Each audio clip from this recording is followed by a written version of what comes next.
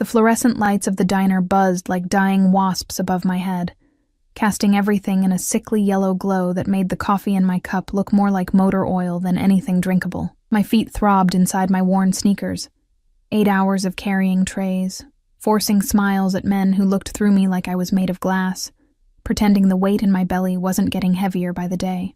I pressed my palm against the small swell hidden beneath my oversized sweater, feeling the flutter that had become my only companion in this god-forsaken city. 3 months. 3 months since I'd run, since I'd disappeared into the maze of Brooklyn's forgotten neighborhoods, changing my name, dyeing my hair from honey blonde to this mousy brown that made me look perpetually exhausted. Maybe I was. Sophia, table 7 needs a refill. Marcus, my manager, didn't even look up from his crossword puzzle. He never used my real name, Emma, because he didn't know it. Nobody here did. Sophia Martinez was the ghost I'd become, the shadow of the girl who once believed in love, the girl who'd been stupid enough to fall for a monster in an expensive suit. I grabbed the coffee pot, the heat seeping through the cheap plastic handle, and made my way through the maze of cracked vinyl booths. The dinner rush had died down to just the regulars, lonely souls nursing burnt coffee and day-old pie, searching for something that existed only in the bottom of their cups. The bell above the door chimed. I didn't look up. I never looked up anymore. Looking up meant seeing faces, meant the possibility of recognition, meant the slim chance that one of his men might walk through that door and drag me back to the gilded prison I'd escaped. But something shifted in the air. It was subtle at first, the way conversations seemed to pause mid-sentence, the way the cook's radio suddenly sounded too loud, the way my skin prickled with awareness I'd spent 3 months trying to suppress. I knew that feeling. I'd lived with it for 6 months, that electric charge that announced his presence before he even spoke. The scent hit me next. Tom Ford Noir. Leather and spice and money. So out of place in this dive that it might as well have been a neon sign. My hands trembled, coffee sloshing over the rim of Mrs. Patterson's cup. Sorry, I muttered, grabbing a napkin, keeping my eyes down, always down. No harm done, sweetie. Her voice was kind, but distant. Everyone's attention had shifted to the door. I could feel him watching me. Every instinct screamed at me to run, to drop the coffee pot, sprint through the kitchen, disappear into the night. But running would draw attention. Running would confirm what I couldn't let him know. So I cleaned Mrs. Patterson's spill with steady hands that belonged to someone else, someone braver than me, and turned toward the counter. He sat in the corner booth, my breath caught in my throat like a trapped bird. Dante Moretti hadn't changed. 3 months might as well have been 3 seconds. His black suit was tailored to perfection, the kind of expensive that whispered rather than shouted, stretched across shoulders that could carry the weight of empires. Dark hair swept back from a face that belonged in Renaissance paintings. All sharp angles and dangerous beauty. A fallen angel who'd learned to love the fall.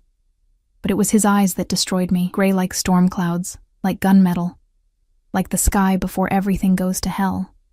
They tracked my every movement with the patience of a predator who knows his prey has nowhere left to run. 2 men flanked him, his shadows, always his shadows.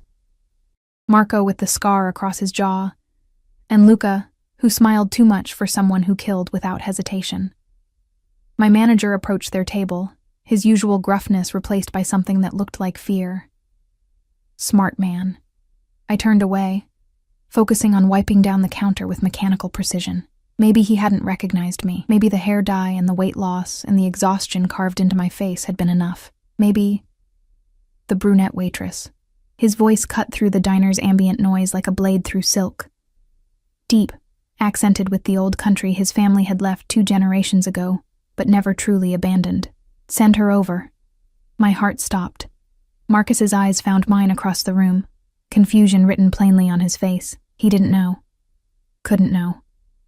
To him, I was just Sophia, the quiet girl who never caused trouble, who took extra shifts, who disappeared into the background like smoke. I couldn't refuse. Refusing would raise questions, so I grabbed my notepad, pressed my free hand against my belly one more time, a silent promise to the life growing there, and walked toward the booth where my past sat waiting. Each step felt like moving through concrete. Up close, he was even more devastating. The harsh diner lights loved him the way they hated everyone else, casting shadows that emphasized the cruel beauty of his mouth, the aristocratic line of his nose. A thin scar ran along his left cheekbone, new since I'd left. I wondered who'd been brave enough, or stupid enough to put it there. I wondered if they were still alive.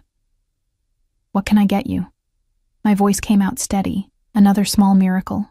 He didn't answer immediately. Instead, those gray eyes traveled over my face with the thoroughness of someone conducting an investigation. I felt stripped bare, every secret exposed, every lie transparent as glass. Coffee. Black. He paused, his gaze dropping briefly to my chest, then back to my face. "You look familiar." My blood turned to ice water. "I have one of those faces. Do you?" It wasn't a question. His fingers drummed once against the table. A gesture I recognized, one he made when he was thinking, calculating. "How long have you worked here?" "Few months." I kept my answers short, my eyes on my notepad. "Anything else?" "Your name?" The question hung in the air between us like a loaded gun. The lie tasted like ash. "Sophia. Sophia." He repeated it slowly, as if testing the weight of it, searching for the crack in my armor. "Italian?" My father was. Another lie. Another brick in the wall between us. One of his men, Marco, leaned in and whispered something. Dante's expression didn't change, but something flickered in his eyes. Recognition? Suspicion? I couldn't tell anymore. 3 months ago, I could read him like a book written in my native language. Now he was a stranger wearing a familiar face. Just the coffee then. He dismissed me with a slight nod. I should have felt relief. Instead, I felt the trap closing. I made it back to the counter on legs that barely held me, poured his coffee with hands that shook despite my best efforts. The cup rattled against the saucer. A tiny betrayal. When I returned to his table, he was on his phone, speaking in rapid Italian. I caught fragments. "Warehouse district. By morning." No witnesses. Before he noticed me and switched to English. "Grazie." He took the cup without looking at me, his attention on whatever business demanded blood and money in equal measure. I turned to leave. Wait. That single word froze me in place. "You're pregnant." It wasn't a question. My hand instinctively moved to my belly before I could stop it. Another betrayal. My body confessing what my mouth refused to admit. "That's not—" "How far along?" His voice had changed, dropped into a register that made my spine straighten with old, conditioned response. "I don't see how that's any of your business." The temperature in the booth seemed to drop 10 degrees. Marco and Luca shifted, their casual poses becoming alert. Dante set his phone down with careful precision, his full attention now locked on me like a spotlight I couldn't escape. "Answer the question." 3 months. The truth slipped out before I could stop it. Muscle memory. The way I'd always answered him, always obeyed even when every fiber of my being screamed resistance. His jaw tightened. Those gray eyes turned to steel. "Take off your sweater." "What?" "No. Now." The command in his voice bypassed my brain and went straight to my hands. I found myself clutching the hem of my sweater, fighting the ingrained urge to obey, to please, to submit to the man who'd owned every piece of me before I'd found the courage to run. "I'm working." My voice shook. "If you want something, order it. Otherwise—" He stood. The movement was fluid, controlled, but it brought him close enough that I could smell the familiar scent of his cologne mixed with something darker.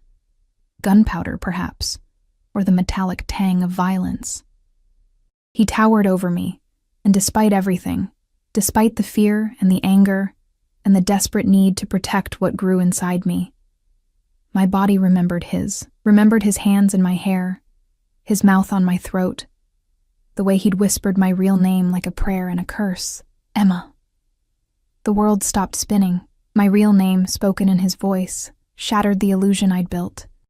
Sophia Martinez crumbled like a sandcastle against the tide, leaving only Emma Pierce, the girl who'd loved a monster, the woman who'd stolen his child.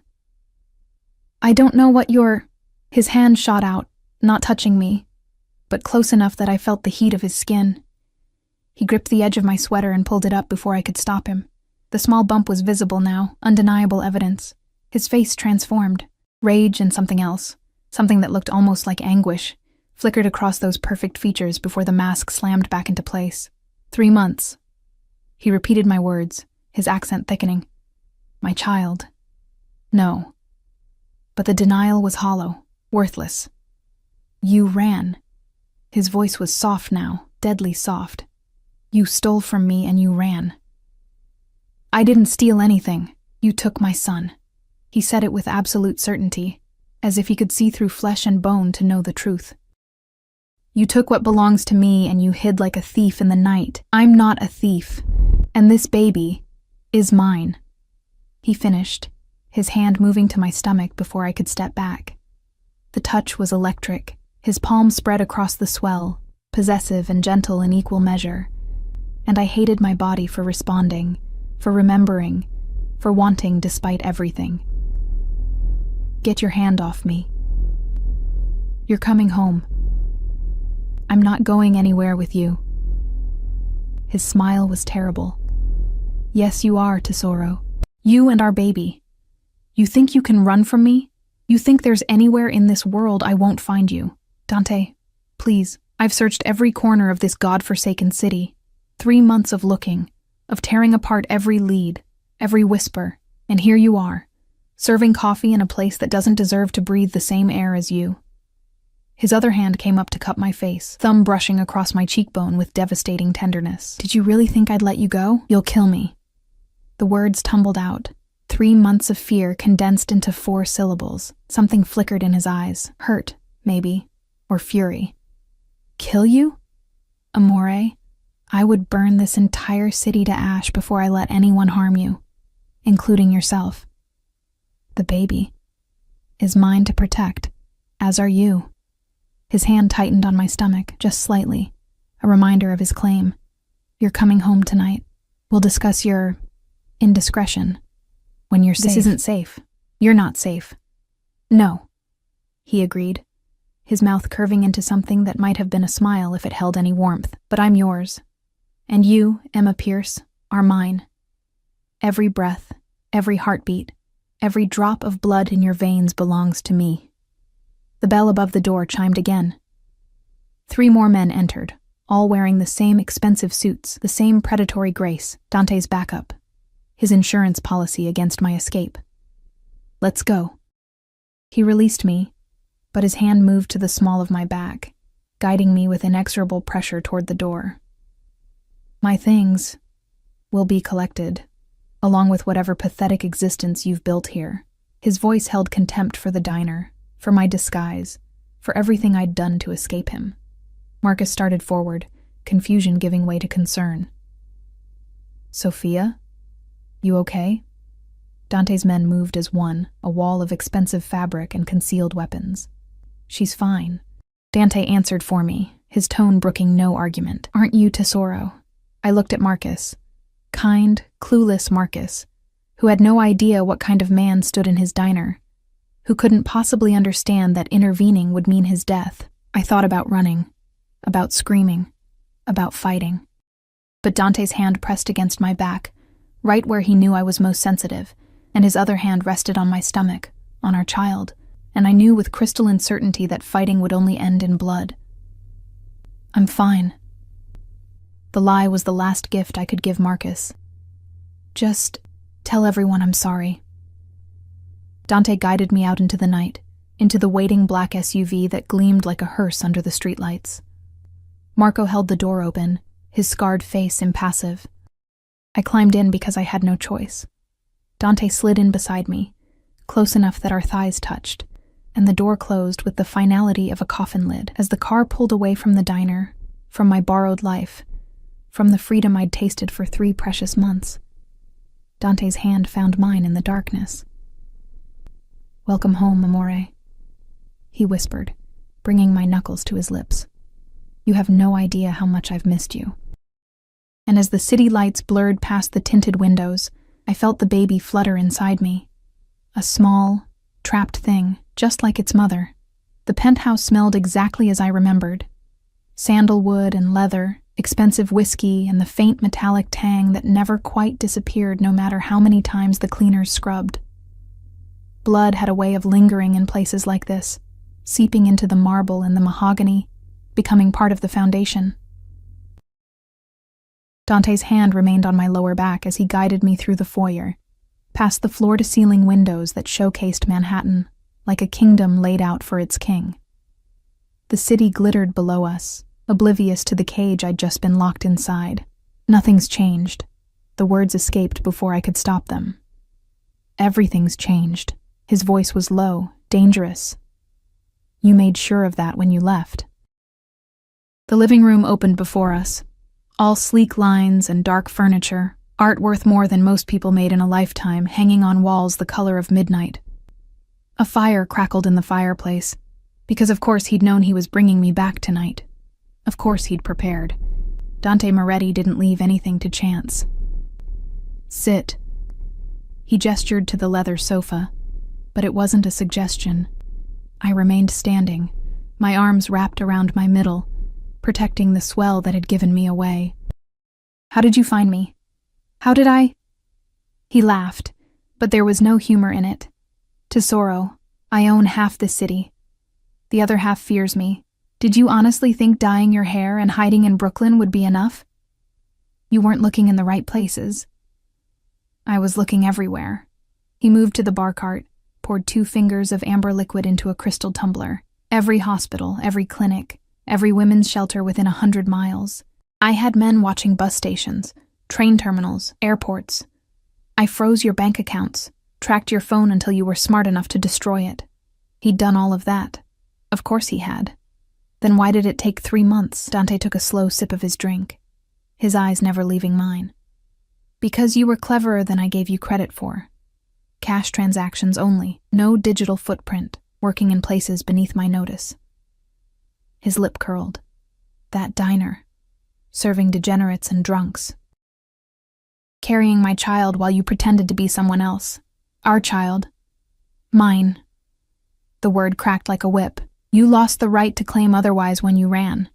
The baby kicked, as if in protest. I pressed my hand against the spot, feeling the tiny rebellion beneath my palm. I had reasons. Reasons. Dante set his glass down with careful control, but I saw the rage simmering beneath his polished exterior. Enlighten me, Emma. What possible reason could justify stealing my heir and disappearing in the middle of the night? You killed him. The accusation tore from my throat, 3 months of silence breaking like a dam. Marco told me, before I left. He told me what you did to Tommy. Dante's expression didn't change, but something dark flickered behind his eyes. Your ex-boyfriend had a name? Don't. My voice shook. Don't pretend you don't remember. He came to me, Dante, 2 days before I left.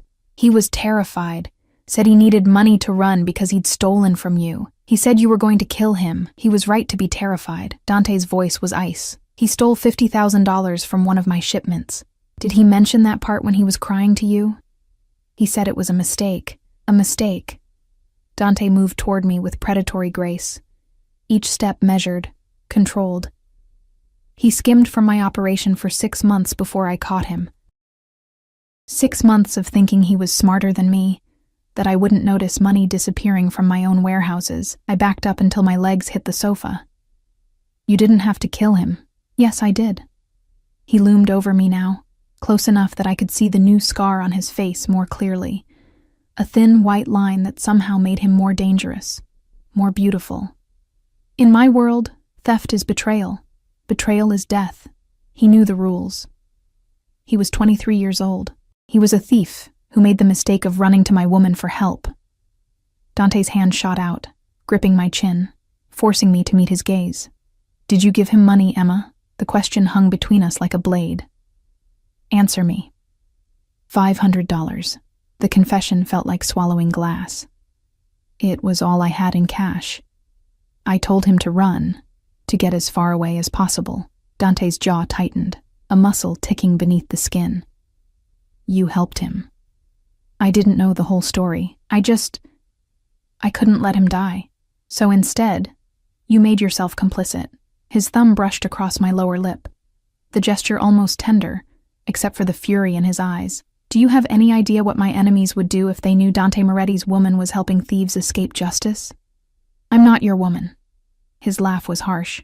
You're carrying my child. You wear the marks I put on your skin. You smell like me even now, 3 months later, because your body remembers who it belongs to. His other hand moved to my throat, not squeezing, just resting there like a promise. You are mine, Emma. You've always been mine. You're insane. About you? Yes. He released me suddenly, stepping back, and the absence of his touch felt like a loss I refused to acknowledge. Take off your sweater. We did this already. Now. The command in his voice bypassed every rational thought. My hands moved to the hem, trembling, hating myself for the obedience coded into my muscles. I pulled the oversized sweater over my head, standing before him in my worn tank top and the cheap maternity jeans I'd bought at a thrift store. Dante's eyes traveled over my body with an intensity that made my skin burn. The tank top clung to the small bump, undeniable proof of what we'd created together. Dio mio, he breathed, moving forward again. You're showing. That's what happens when you're pregnant. His hands settled on my hips, thumbs brushing the exposed skin where my tank top had ridden up. You should have been here, in our home, with doctors, with everything you needed. I had everything I needed. In a roach-infested apartment in Brooklyn? His voice dripped contempt. Working yourself to exhaustion in that hellhole? Eating God knows what because you couldn't afford proper nutrition? How do you know where I lived? I know everything, Tesoro. The moment I found you tonight, I had your apartment searched. 1 room, a mattress on the floor, ramen noodles and crackers in the cupboard. His grip tightened. You were starving yourself, starving my child. I was surviving. You were suffering. He pulled me closer, his forehead nearly touching mine. And you were doing it alone because you believed I was a monster who would kill the mother of his child. Aren't you? The question seemed to strike something deep. Dante's hands moved from my hips to my face, cradling it with a gentleness that contradicted everything I knew about him. I have killed men for looking at you wrong, he said softly. I have burned buildings, ended bloodlines, destroyed lives for lesser offenses than what you've done. But you, Emma, you are the only thing in this world I cannot harm, even when you rip my heart from my chest and run away with it. His words shouldn't have affected me. They were pretty lies wrapped in violence, manipulation disguised as devotion, but my traitorous heart stuttered anyway, remembering the man who'd traced constellations on my skin, who'd whispered promises in Italian while the city slept around us. The baby kicked. I don't know why I told him. Maybe because his hands were warm against my face, or because I was so tired of carrying this alone. His expression transformed when, just now, in the car too, Dante dropped to his knees before I could process what was happening. His hands spread across my stomach, fingers splaying wide as if he could feel every flutter, every tiny movement. Here? He pressed gently, a little lower. He adjusted, his ear nearly against my belly, and the sight of this dangerous man kneeling before me, worshipping the life we'd created, cracked something in my chest. Piccolo, he murmured, his voice thick with emotion I'd never heard from him before. Your papa is here now. I'll never let anyone hurt you, or your mama, even when she's stubborn and foolish. I can hear you. Good. He looked up at me, still on his knees, still touching me like I was something precious instead of a prisoner. You need to understand something, Emma. I'm not the villain in this story. I'm the man who would tear the world apart to keep you safe. You're the man who kills people. Yes. No denial, no justification. I am. But never you. Never our child. He stood slowly, his hands never leaving my body. What happened to Tommy was justice. What happens to you is mercy. Mercy looks a lot like captivity. Call it what you want. He guided me to the sofa, sat me down with careful hands. You're not leaving again. Not tonight. Not ever. This penthouse is your home. My men will be stationed at every exit. You'll have everything you need. Doctors, clothes, food, whatever the baby requires. And if I refuse, Dante crouched before me, his hands on my knees, then you'll refuse from the safety of this penthouse. I won't chain you, amore. I won't lock you in. But make no mistake, you are mine, and I protect what's mine with everything I have." A knock at the door interrupted whatever I might have said. Marco entered, his scarred face impassive. "The apartment has been cleared. Her belongings are being brought up." "Her belongings?" Dante's lip curled. What little she had. "There's something else."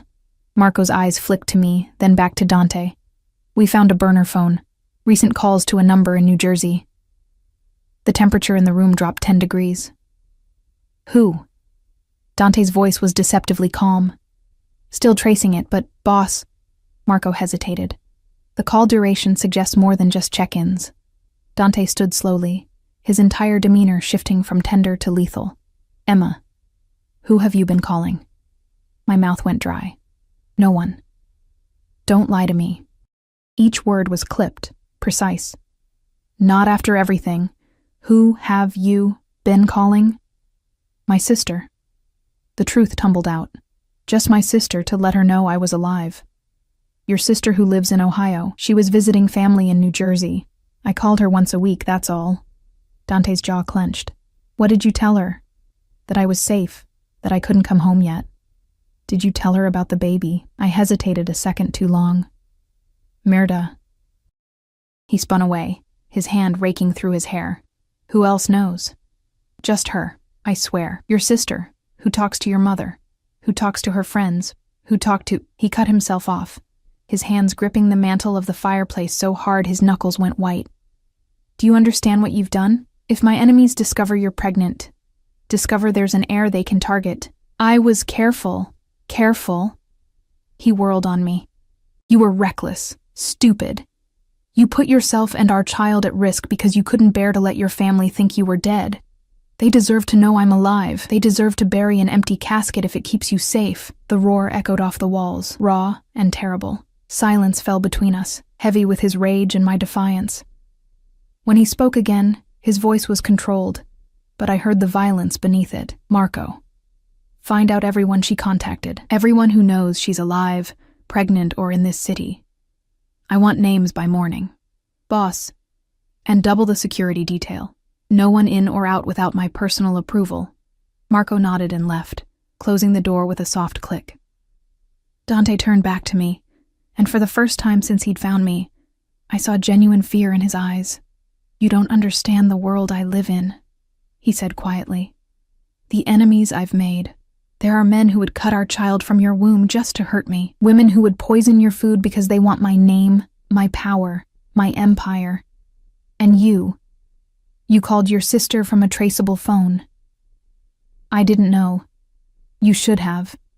He moved to the window, staring out at the city he ruled. "But you didn't, because I never told you the whole truth. I kept you separate from the worst of it, tried to give you a normal life while I built my kingdom on blood and bones." The admission hung in the air between us. "Starting tomorrow, that changes," he continued. "You'll learn everything. The families, the territories, the threats. You'll know who to trust, no one except me, and who would kill you for sport. You'll understand why I can't let you go. And if I still want to leave," he turned to face me, his expression carved from granite. "Then you'll want it from behind bulletproof glass, with armed guards, under 24-hour surveillance, because I will not, cannot, lose you again." The baby kicked hard, as if protesting the tension filling the room. Dante saw me press my hand against the spot and crossed to me in 3 strides. "Pain?" "No. Just... active." His hand covered mine, and we stood there in the firelight, connected by the life between us and the violence surrounding us. "I'm going to be a father," he said, wonder creeping into his voice. "Me. Dante Moretti, who never wanted attachments, never wanted weakness, and now I have both in abundance." "Is that what I am? Weakness?" "You're everything." His free hand cupped my face. "My strength and my weakness, my heaven and my hell, the only person who could destroy me, and the only person I would let." He kissed me then, and I hated that I kissed him back. Hated that my body remembered his, hated that 3 months of freedom dissolved the moment his mouth claimed mine. When he pulled away, his thumb traced my swollen lips. "Welcome home, amore mio," he whispered. Our real life starts now. Morning light filtered through the floor-to-ceiling windows like an interrogation lamp, harsh and unforgiving. I woke in Dante's bed, our bed, as he'd corrected me last night, wrapped in Egyptian cotton sheets that probably cost more than my entire 3 months of rent in Brooklyn. The mattress remembered my shape. The pillows still held the faint scent of my old perfume, the one Dante had bought me from a boutique in Paris. Everything here remembered me, even when I'd tried so hard to forget. The space beside me was empty, but still warm. I pressed my palm against the indentation where Dante's body had been, feeling the heat seep into my skin. He'd held me all night, his hand possessive on my belly, his breath warm against my neck. Every time I'd shifted, trying to put distance between us, he'd pulled me closer, murmuring Italian words I pretended not to understand. Mia. Sempre mia. Non ti lascerò mai andare. Mean. Always mine. I'll never let you go. A soft knock preceded the door opening. A woman I didn't recognize entered carrying a tray, mid-40s, elegant in a way that spoke of old money and older discretion. Her eyes swept over me with clinical efficiency. Good morning, Miss Pierce. I'm Dr. Castellano. Mr. Moretti asked me to examine you and the baby. I sat up, clutching the sheet to my chest despite being fully clothed in the silk pajamas that had appeared on the bed last night. I don't need an examination. With respect, you haven't had prenatal care in 3 months. She set the tray on the bedside table. Fresh fruit, yogurt, vitamins arranged like an offering. Mr. Moretti is concerned. Mr. Moretti can be concerned somewhere else. Her lips twitched, almost a smile. I've worked with the Moretti family for 15 years. I know when to push and when to listen. She pulled a portable ultrasound machine from a bag I hadn't noticed. This isn't about him. It's about your baby. Let me make sure everything is progressing normally. The word your, instead of his, softened something in me. I lay back against the pillows, lifting the silk top to expose my belly. Dr. Castellano's hands were warm, professional. She squeezed gel onto my skin, and the cold made me flinch. This will just take a moment. The ultrasound wand pressed against me, and suddenly, the room filled with sound. A rapid whooshing that took me a second to recognize. The baby's heartbeat. Strong and steady, Dr. Castellano said, adjusting the wand. Do you want to see? I shouldn't have.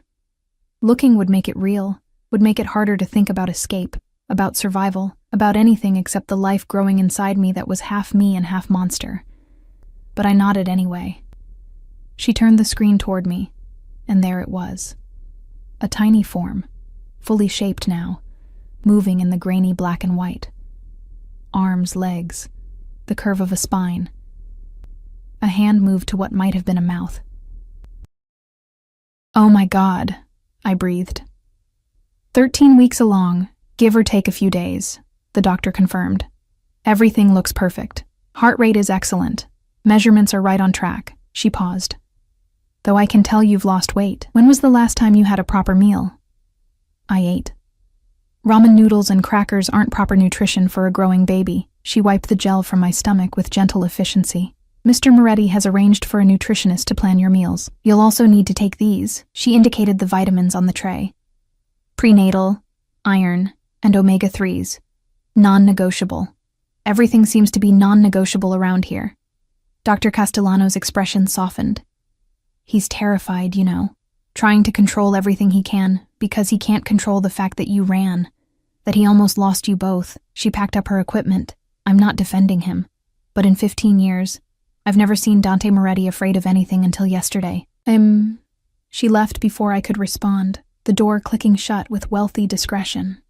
I stared at the tray of food, at the vitamins lined up like tiny soldiers, at the evidence of Dante's control extending even to what I put in my body. But my hand moved to my stomach, to where the baby had been visible on the screen, and I knew I'd take the vitamins, eat the food, do whatever it took to keep that tiny heartbeat strong, even if it meant surrendering to the man who held us both captive.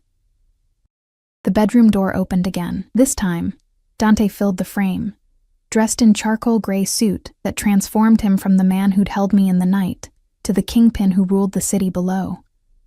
His eyes found me immediately, cataloging my position in his bed, the tray of untouched food, the vitamins still in their neat row. Dr. Castellano says the baby is healthy. He moved into the room with that predatory grace, loosening his tie, but that you're malnourished. Good morning to you too. Eat, Emma. He gestured to the tray. Or I'll feed you myself. That's not necessary. He sat on the edge of the bed, picked up the bowl of yogurt and fruit, and held a spoonful to my lips. Open. Dante? I said open. The command in his voice made my jaw unlock automatically. The yogurt was perfect. Greek, honey-sweetened with fresh berries that burst flavor across my tongue. I chewed, swallowed, and glared at him. There. Happy, ecstatic. He fed me another spoonful. You'll eat 3 meals a day plus snacks. Dr. Castellano will monitor your weight gain. If you refuse, I'll have nutrients delivered intravenously. That's insane. That's fatherhood. Another spoonful. I'm responsible for the life inside you. I take that responsibility seriously. I wanted to argue, to fight, to refuse the care being forced on me. But the baby kicked, a gentle flutter, and I found myself opening my mouth for the next bite. We fell into a rhythm. He fed me, I ate, and the morning sun painted us both in shades of gold that made the scene almost domestic, almost normal, almost like we were a real couple preparing for a real baby instead of a captor and his prisoner bound by biology and obsession. I have meetings today, Dante said, setting the empty bowl aside. Marco will stay with you. Luca will be stationed outside the penthouse. There are 12 men on rotation throughout the building. That seems excessive. That seems necessary. His hand moved to my belly, possessive and gentle. After what you told me last night, about your sister knowing, I can't take chances. She won't tell anyone. She doesn't need to. One slip, one conversation overheard in the wrong place, and my enemies will know I have an heir on the way. His jaw tightened. The Calabrese family has been looking for weakness ever since I took over their territory in Queens. The Russians are still angry about the docks. And don't get me started on the Vitale family. They've wanted my blood since I refused to marry their daughter. Refused to... What? Dante's expression hardened. Arranged marriages are still common in our world. Alliances built on bloodlines and territory. Isabella Vitale was supposed to be my bride 3 years ago. What happened? I met you. Simple words that carried the weight of empires. I met you in that art gallery, wearing that blue dress, looking at paintings like they held the secrets of the universe, and I knew I'd never marry anyone else. The memory hit me like a physical blow. That gallery opening, the champagne, the way a stranger in an expensive suit had stood beside me and asked what I saw in a Jackson Pollock. I'd said chaos and beauty in equal measure. He'd said he saw himself. 3 months later, I'd moved into this penthouse. 6 months after that, I'd discovered I was pregnant and that the man I loved had killed my ex-boyfriend for stealing from him. That doesn't make this right, I said quietly, keeping me here against my will. You're right. It doesn't. He stood, buttoning his suit jacket with precise movements. But I'm not a good man, Emma. I never pretended to be. I'm a man who takes what he wants and destroys anyone who tries to take it from him. His eyes met mine, gray and unflinching. And I want you. I want our child. I want the family I never thought I'd have. Even if I don't want this, even then. He leaned down, pressed a kiss to my forehead. But I think you do want this, somewhere beneath the fear and the anger. You want this as much as I do. You just need to remember why you fell in love with me in the first place. I fell in love with a lie. No, Tesoro. You fell in love with the only real part of me I've ever shown anyone. He straightened, adjusting his cufflinks. Marco will bring you lunch at noon. Wear something comfortable. The nutritionist will be here at 2, followed by a personal shopper at 4. Your wardrobe needs updating for the pregnancy. I don't need... You need everything. He cut me off, his voice brooking no argument. And you'll have it. Clothes, furniture for the nursery, whatever your heart desires. The only thing you won't have is freedom. Not until I'm certain you're safe. He left before I could respond, the door closing with expensive finality. I sat in his bed, our bed, surrounded by luxury that felt like prison bars made of silk and gold, and tried not to think about how easily I'd opened my mouth for him, how naturally I'd let him feed me, touch me, claim me. The baby kicked again, stronger this time. "We're in trouble," I whispered to the small life inside me. So much trouble. The afternoon unfolded exactly as Dante had dictated. Marco appeared at noon with lunch: grilled salmon, roasted vegetables, quinoa, all arranged like art on bone china. He stood by the window while I ate, his scarred face impassive, but I caught him watching me with something that might have been sympathy. "How long have you worked for him?" I asked, more to break the silence than out of genuine curiosity. 12 years. Marco's voice was surprisingly gentle for a man who looked like he'd been carved from violence. "Since we were kids, really. He saved my life. I owe him everything. Even helping him keep me prisoner?" "You're not a prisoner, Miss Pierce. You're protected." Semantics. Marco's lips twitched. "Mr. Moretti has enemies who would gut you just to watch him suffer. Keeping you here isn't cruelty. It's survival. And if I want to leave anyway," his expression hardened, "then I'd stop you. Not because I want to, but because I won't watch another person he loves die on my watch." The words hung heavy between us. Another person he loves. Who did he lose? Marco's jaw tightened. "That's not my story to tell." He gestured to my half-eaten lunch. "Finish your food. The nutritionist will want to see what you've been eating." I picked at the salmon, my appetite gone. The nutritionist arrived precisely at 2, a stern woman named Maria, who catalogued my diet with increasing horror and prescribed a meal plan that would have fed a small army. Then came the personal shopper, arms loaded with garment bags and shoe boxes, transforming the bedroom into a boutique. "Mr. Moretti specified comfort and elegance," she said, "hanging dresses I'd never wear, arranging shoes I'd never walk in. Everything is adjustable for the pregnancy. He wants you to feel beautiful. He wants me to feel owned." She paused, a cashmere sweater in her hands, and met my eyes. "In my experience, Miss Pierce, men like Dante Moretti don't go to this much trouble for possessions. They go to this much trouble for obsessions." She smiled. "And obsession, in the right hands, can look a lot like love." After she left, I stood in front of the mirror, wearing one of the new dresses, soft dove gray, empire waist, probably worth more than I used to make in a month. The woman staring back at me looked like someone I used to know, someone who belonged in this world of wealth and danger, someone who was falling back under Dante Moretti's spell. The penthouse door opened. I heard voices.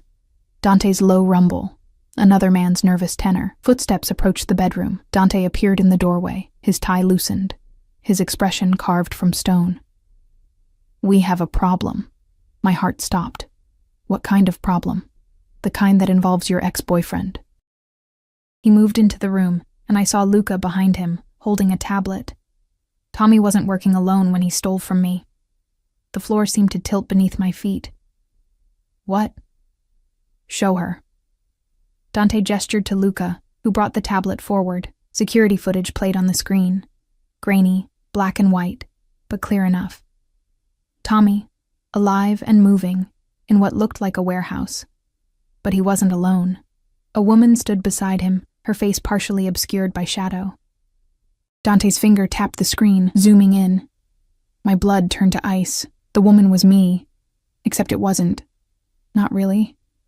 Someone who looked like me, moved like me, but I'd never been in that warehouse, had never... "This was taken 4 months ago," Dante said, his voice deadly calm. 2 weeks before you told me you were pregnant. 3 weeks before Tommy died. That's not me. I know. His hand gripped my chin, forcing me to meet his eyes, because you were with me that night. I remember. We went to the opera, came home, made love until dawn. His thumb brushed my cheekbone, but someone wanted me to think it was you. Someone set you up. The implications crashed over me like a wave. Who? That's what I'm going to find out. He released me, his expression shifting from tender to lethal. But first, I need to know. Did Tommy ever mention anyone? A partner? A friend? Someone who might have wanted to frame you? I tried to think past the panic. He mentioned a girl once. Said she was helping him with a business opportunity. I thought he meant drugs or something stupid. I didn't... What did she look like? I never met her. He just said, I closed my eyes, trying to remember. He said she looked like an angel but fought like the devil, that she was going to change everything. Dante and Luca exchanged glances. Isabella. Luca said quietly. Isabella Vitale? My voice cracked. The woman you were supposed to marry? Dante's expression was answer enough. She's been trying to destroy you from the inside, Luca continued. Used Tommy to steal money, made it look like Emma was involved, probably hoping you'd kill her, Dante finished, his voice hollow. She was betting I'd kill Emma for betrayal, clearing the way for our families to merge through marriage after all. The room spun. I sat down hard on the edge of the bed, my hand pressed against my belly. But you didn't. You didn't kill me. No. Dante crouched before me, his hands covering mine. I couldn't. Even thinking you'd betrayed me, even with the evidence, I couldn't do it. That's when I knew. Knew what? That I'd rather rule nothing with you than everything without you, his forehead pressed against mine. So, I killed Tommy instead, made it look like justice for the theft. When really, I was protecting you from a truth I thought would destroy us both. Tears burned behind my eyes. You should have told me. I know. I ran because I thought you were a monster. I am a monster, Amore. Just not to you. Never to you. And Isabella? His expression went cold. We'll learn that some prices are paid in blood. The war room was everything I'd imagined and nothing I'd prepared for. Deep in the bowels of the penthouse, accessed through a hidden elevator behind Dante's study, it sprawled like the nerve center of an empire built on violence and fear. Screens covered one wall, showing feeds from across the city. Warehouses, docks, restaurants that served as fronts for money laundering. A massive table dominated the center, scattered with maps marked in red and black, territories carved up like a butcher's diagram. Dante had brought me here at dawn, his hand protective on my lower back as we descended into his true kingdom. I want you to see everything, he'd said, his voice rough from a sleepless night spent planning Isabella Vitale's destruction. No more secrets. No more lies. You need to understand the world our child will inherit. Now I stood beside him as men filtered in, his captains, his soldiers, the infrastructure that kept the Moretti Empire running while the city slept above us. They eyed me with curiosity and barely concealed skepticism. A pregnant woman in their sacred space, the boss's obvious weakness on display. Marco arrived last, closing the door with a heavy thud that sounded like a coffin lid. Gentlemen, Dante's voice cut through the murmurs, commanding instant silence. Some of you know Emma. For those who don't, she's mine, the mother of my heir. And she stays for this meeting because what we discuss affects her directly. No one argued. No one would dare. Luca stepped forward, pulling up footage on the main screen. We've tracked Isabella's movements for the past 6 months. She's been building her own network, skimming from her father's operations to fund it. The warehouse where she met with Tommy Martinez is one of 12 properties she controls through shell companies. 12. Dante's voice was ice, right under Salvatore Vitale's nose. Her father doesn't know, Marco confirmed. Or he's pretending not to. Either way, Isabella's been playing a long game. Tommy Martinez was just one piece. We've identified 4 other men she recruited. All small time, all desperate enough to steal from you. The screen shifted, showing faces I didn't recognize. Young men, hungry looking, the kind who saw crime as their only ladder out of poverty. Where are they now? Dante asked. 2 are dead. 1 disappeared 3 weeks ago. We're still looking. The last one? Luca paused. Turned up at St. Vincent's Hospital yesterday with his throat cut. He lived long enough to talk. And?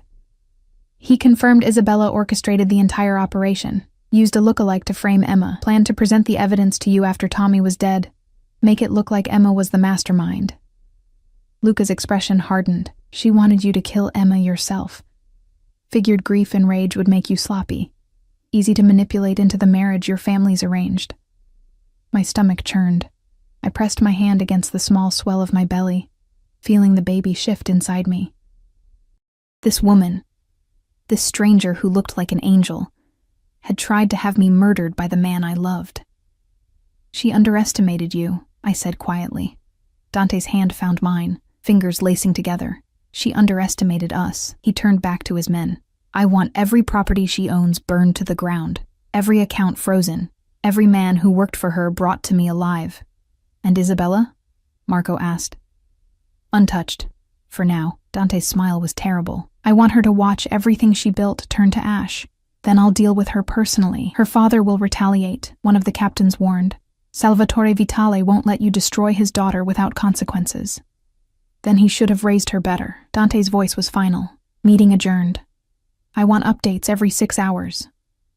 The men filed out, leaving us alone in the room full of screens and secrets. I stared at the maps, at the territories marked in Dante's color, and tried to reconcile the man who'd fed me yogurt this morning with the one who'd just ordered an empire's worth of destruction. Say it. Dante's voice came from behind me. Whatever you're thinking. I'm thinking that this is your world. Violence and revenge and blood. I turned to face him, and I'm thinking our baby will grow up in it. Yes. No apology, no justification. But our baby will grow up protected, loved, with everything I never had. What didn't you have? He was quiet for a long moment, his eyes distant. My father was weak. Let other families push him around, take what was ours, disrespect our name. I watched him drink himself to death because he couldn't handle the weight of what he'd inherited. His jaw tightened. I was 15 when I took over. 15 years old. And I had to prove I was strong enough to lead, ruthless enough to keep what was mine. How did you prove it? I killed the man who killed my father. Simple words, delivered without emotion. Hung him from the Brooklyn Bridge as a message. The Moretti family doesn't forgive, doesn't forget, doesn't show weakness. That's a lot of pressure for a 15-year-old. That's survival.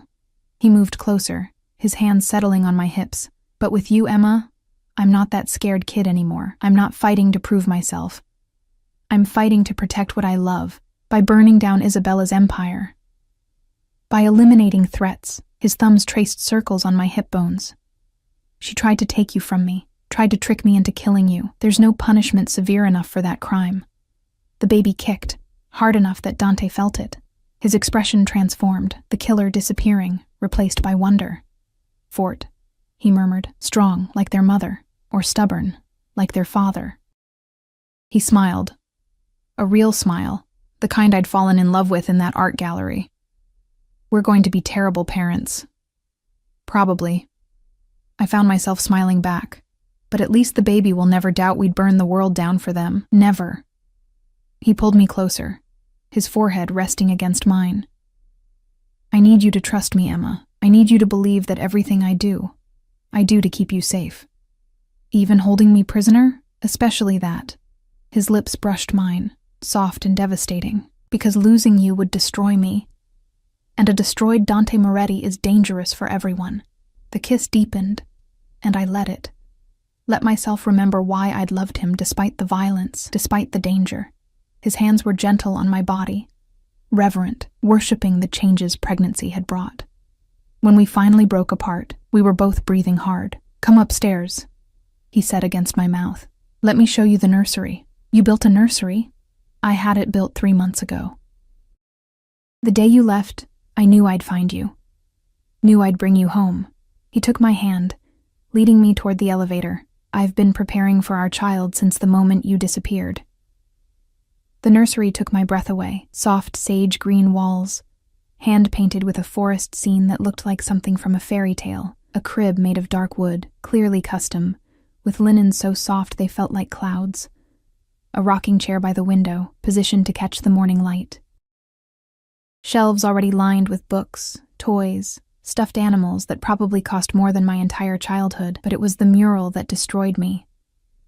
Painted above the crib, a mother and father stood in a clearing, holding a small child between them. The father was dark-haired, strong-featured. The mother had honey-blonde hair and delicate features. The child was just a shadow, waiting to be filled in with reality. You painted me, I whispered, before you found me. How did you know I'd come back? Because you're mine. Dante stood behind me, his arms circling my waist, his hands splayed across my belly. Because this child is ours. Because some things are inevitable, amore. Like gravity, like breathing, like us. I turned in his arms, looking up at this man who'd terrorized a city to find me, who'd built a nursery for a child he'd never seen, who killed without hesitation but touched me like I was made of porcelain. I'm still angry with you. I know. I still don't trust you completely. I'll earn it back. His hand cupped my face, however long it takes, and if Isabella comes for us, she won't get the chance. His voice dropped, cold and final. Tonight her world ends. Tomorrow ours begins. Night fell over Manhattan like a velvet curtain, and I watched from the penthouse windows as Dante's empire went to work. My phone, a new one, untraceable, that Dante had given me, buzzed with updates from Luca, warehouse on Pier 47, secured. Brooklyn location, cleared. Assets frozen. Each message was another piece of Isabella's kingdom crumbling. I should have felt guilty, watching a woman's life's work dissolve. Instead, I felt safe, protected. Because this woman had wanted me dead, had manipulated events to put a target on my back, and Dante was erasing her like she'd never existed. You should rest. Marco appeared with a tray, herbal tea, crackers, fruit. The evening snack Dr. Castellano had prescribed. It's going to be a long night. Where's Dante? Handling the final location personally. Marco set the tray down, his expression carefully neutral. He wanted to be there when they brought Isabella in. My blood chilled. Brought her in where? Here, to the penthouse. Marco's eyes met mine. He wants you to see what happens to people who threaten his family. I don't want to see that. With respect, Miss Pierce, you need to. He gestured to the windows, to the city sprawling below. This is the world you're part of now. The world your child will inherit. Better to understand it with your eyes open than to live in denial. He left me alone with those words and the tea I couldn't drink. An hour later, the elevator chimed. Voices filled the foyer. Dante's calm authority, Luca's efficiency, and a woman's voice, sharp with fury and fear. You can't do this. My father. Your father disowned you an hour ago. Dante's voice carried no emotion. When I showed him the evidence of your embezzling, of your failed assassination attempt, of every law you broke building your pathetic little empire, he called you a disgrace to the Vitale name. You're lying. Am I? Call him yourself. Silence. Then the sound of a phone dialing, ringing, going to voicemail. Papa, please. Isabella's voice cracked. Papa, it's me. Please pick up. Please.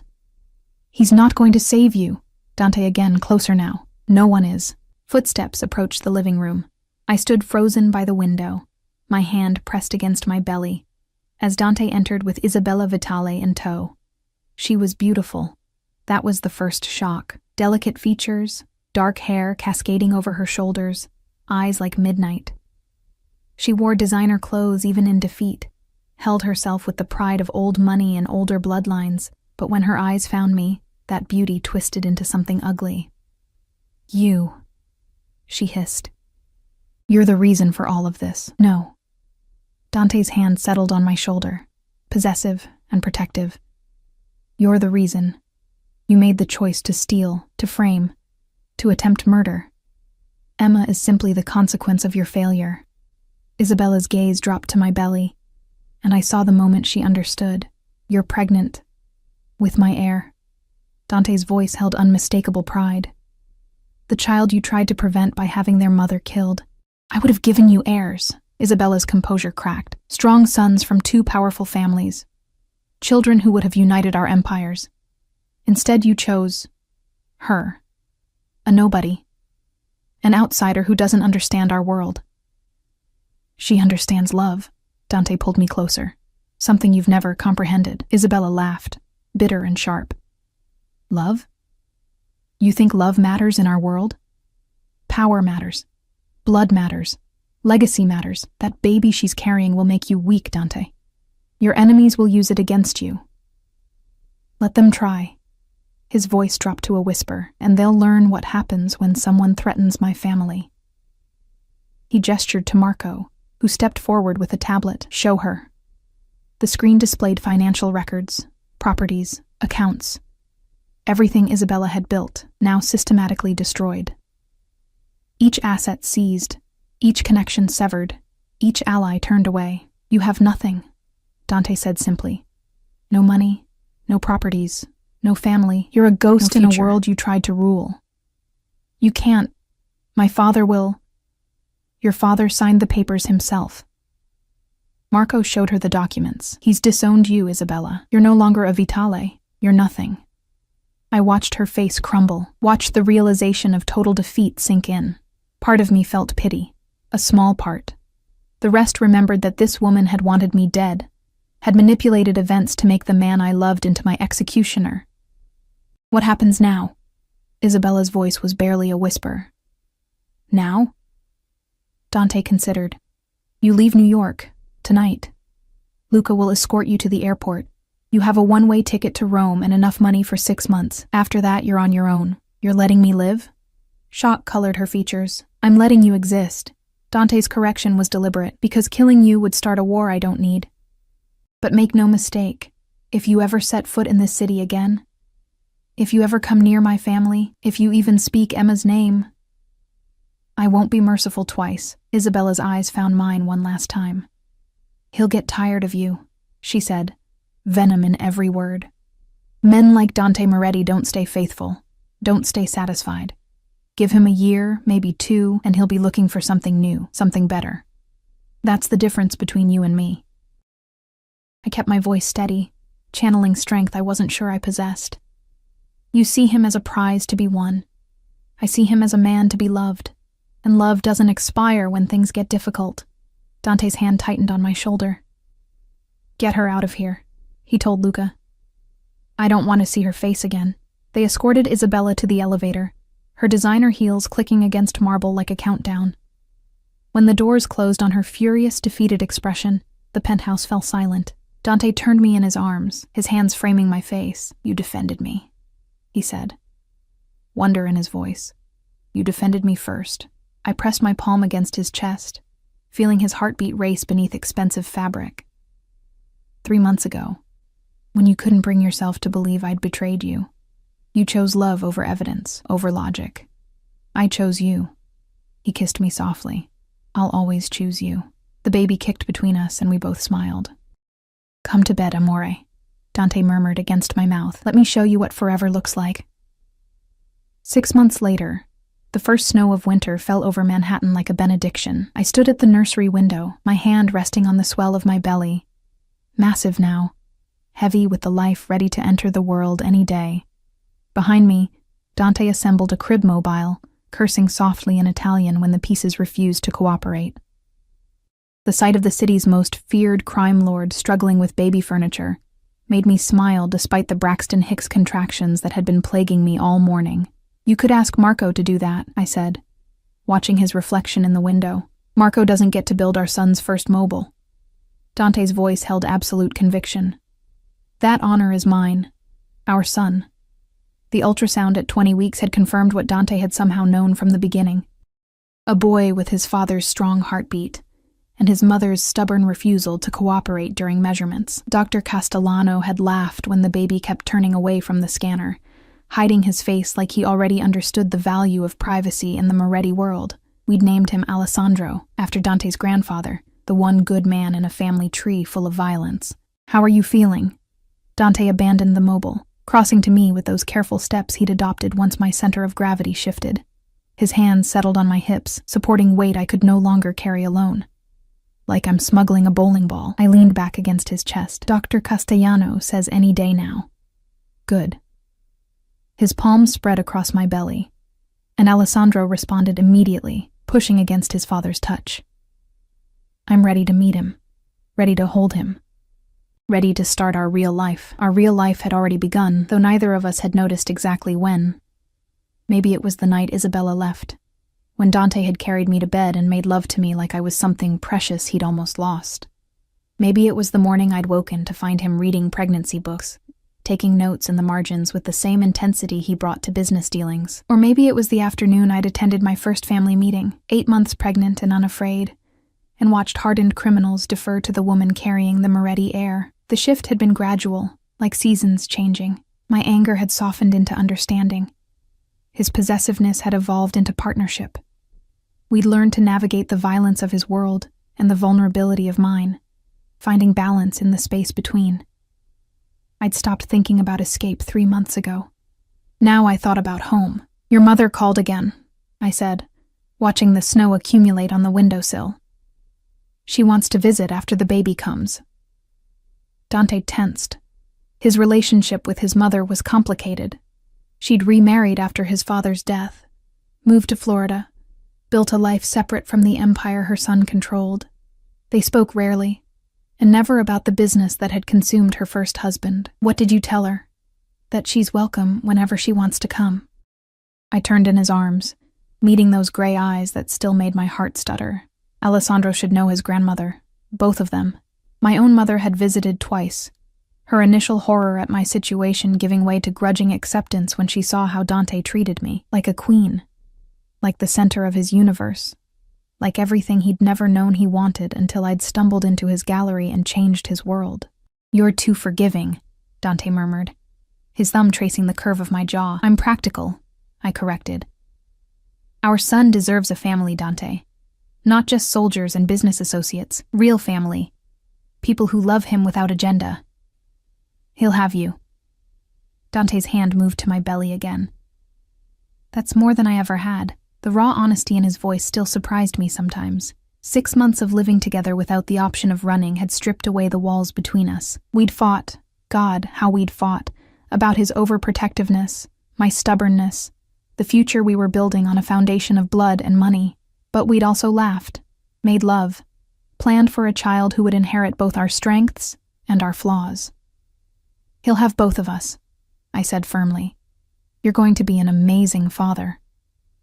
"I'm going to be a terrified father," he admitted. "What if I'm too much like my old man? What if I push Alessandro into this life when he deserves better? Then I'll be there to remind you that love is stronger than legacy." I pressed my palm against his chest, feeling his heartbeat race. "And Alessandro will choose his own path, Dante. We'll make sure of it." A contraction hit, stronger than before. I gasped, gripping Dante's arms for support. His expression transformed instantly. "Emma, what's wrong?" "Nothing. Just..." Another contraction. Harder. Lower. "Oh. Oh, what does oh mean?" Panic crept into his voice. "It means..." I looked down at the puddle forming at my feet, at the wetness soaking through my dress. "It means your son has decided today is a good day to be born." For 3 seconds, Dante Moretti, the man who'd stared down rival bosses, who'd orchestrated the fall of empires, who feared nothing and no one, froze completely. Then he exploded into action. "Marco!" His voice thundered through the penthouse. "Get the car! Now! Luca, call Dr. Castellano! Everyone else, move! Dante, calm down! Calm down! You're in labor!" He swept me into his arms like I weighed nothing, cradling me against his chest. "How far apart are the contractions? Did your water just break? Is the baby okay? Are you okay?" "I'm fine. The baby's fine." "This is normal. Nothing about this is normal." He carried me toward the elevator, barking orders at the men who'd appeared from various corners of the penthouse. Someone grabbed the hospital bag. "Where's the hospital bag? Emma, where did you put the hospital bag?" "In the nursery closet, where it's been for 3 weeks. 3 weeks and you didn't tell me to move it somewhere more accessible?" He was actually arguing with me while I was in labor. Another contraction seized me, and I buried my face in his neck, breathing through the pain. His cologne, that same Tom Ford Noir that had given him away in the diner, grounded me, reminded me that despite the chaos, I was safe. The elevator ride felt endless. Marco waited in the underground garage with the SUV, engine running, door open.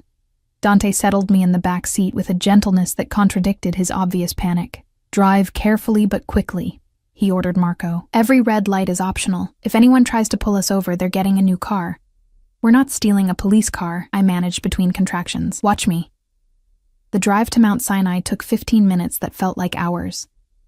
Dante held my hand the entire time, whispering promises and prayers in Italian, his usual composure completely shattered. When we pulled up to the emergency entrance, Dr. Castellano was already waiting with a wheelchair and a team of nurses. "Right on time," she said calmly, helping me into the chair. "How far apart are the contractions?" 4 minutes. I gasped as another one hit, maybe 3. First babies usually take longer, but let's get you checked.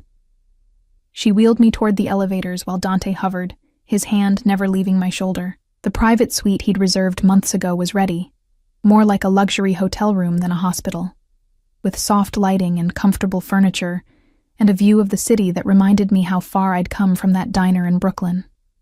Dr. Castellano examined me with efficient professionalism. "You're at 6 centimeters. Moving fast for a first labor. We'll get you set up with an epidural if you want one." "Yes," I said immediately. "No." Dante looked horrified. "You want them to stick a needle in your spine?" "I want them to stop the pain. What if something goes wrong? What if—" Dr. Castellano fixed him with a look that had probably terrified medical students for decades. "Mr. Moretti, your job right now is to hold your wife's hand. Tell her she's doing great and stay out of my way. Can you handle that?" He opened his mouth to argue, saw my expression, and closed it again. "Yes, doctor." The epidural was heaven. The anesthesiologist, a calm woman who'd clearly dealt with panicking fathers before, administered it with barely a pinch. Within 20 minutes, the contractions dulled to manageable pressure. Dante sat beside my bed, holding my hand like it was the only thing keeping him anchored to earth. "I'm sorry," he said quietly. "I'm handling this badly. You're handling this like a man who's terrified of losing what he loves." I squeezed his fingers. "It's actually kind of sweet. Sweet." He laughed, rough and strained. "I've faced down men with guns and knives. I've negotiated with psychopaths and survived assassination attempts. But watching you in pain, Emma, it's destroying me. Then it's a good thing the hard part is almost over." It wasn't. Labor stretched into hours, contractions that registered on monitors but barely touched me thanks to the epidural. Dr. Castellano checking dilation with increasing frequency. Nurses coming and going, adjusting equipment, monitoring Alessandro's heartbeat, strong and steady, just like his father. Dante never left my side. Marco brought food that neither of us touched. Luca stood guard outside the door, turning away anyone who tried to enter without authorization.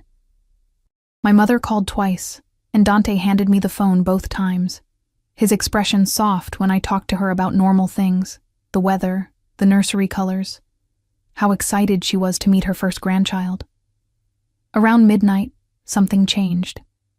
Dr. Castellano's expression shifted from routine to alert. His heart rate is dropping slightly with each contraction, not dangerously, but enough to concern me. Dante went rigid. "What does that mean?" "It means we need to move things along." She looked at me. "You're at 10 centimeters. It's time to push."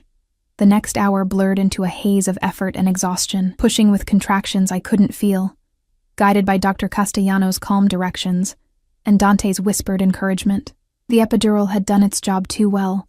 I couldn't feel anything below my waist, couldn't tell if I was making progress.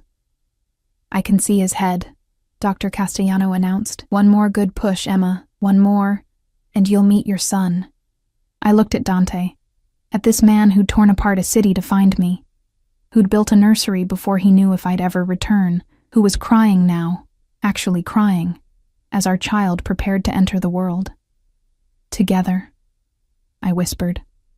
"Together," he agreed, his lips against my forehead. "Always." I pushed with everything I had left. And then, a cry. Sharp, indignant, perfect. "It's a boy." Dr. Castellano lifted a squirming, angry infant into the light.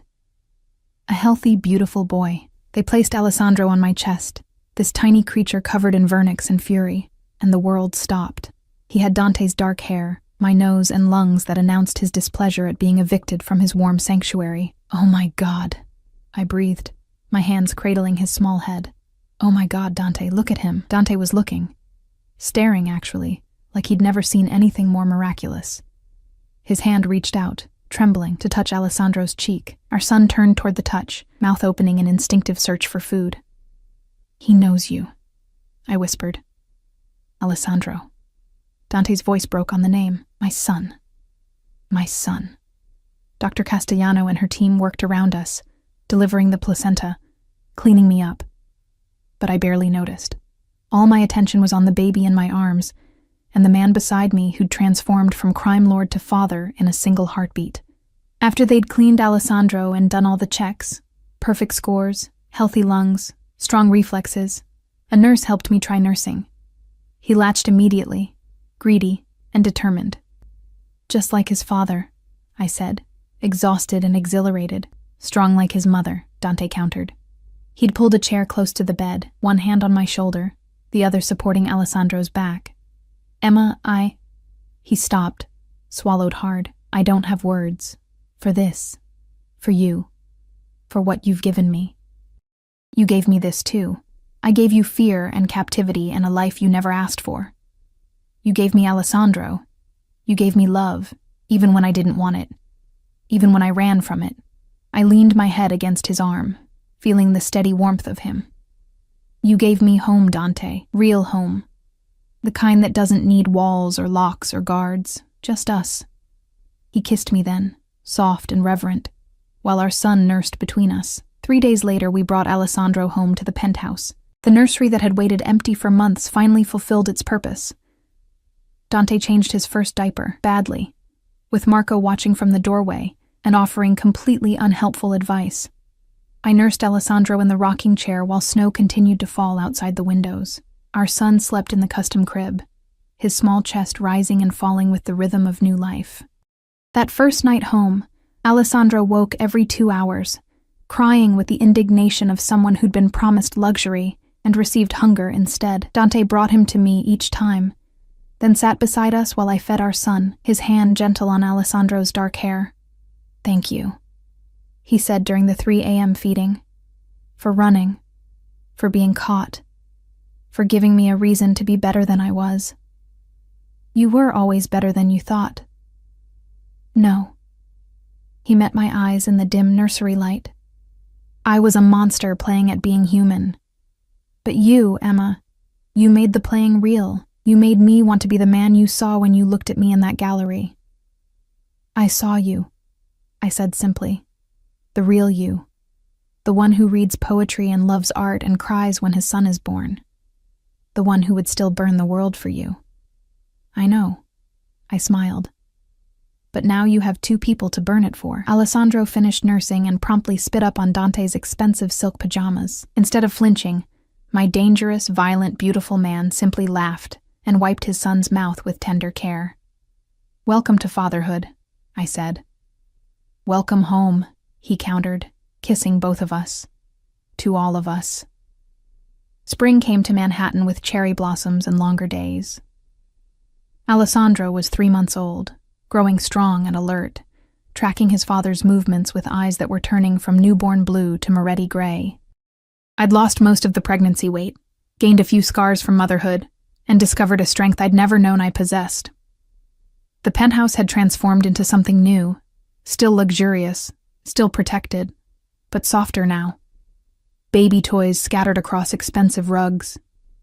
A swing in the living room that played lullabies.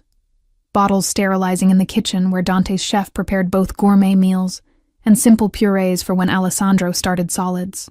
I stood on the balcony, Alessandro in my arms, watching the city wake up below us. Dante's arms encircled us both from behind, his chin resting on my shoulder. "What are you thinking?" he asked. "That I was wrong." I leaned back against him. "In the diner, when you found me, I thought I was being recaptured, dragged back to a prison. And now? Now I know the difference between being held captive and being held close." I turned my head to kiss him. "You never imprisoned me, Dante. You just loved me so fiercely, I mistook devotion for possession. Maybe it's both." His hand covered mine on Alessandro's back.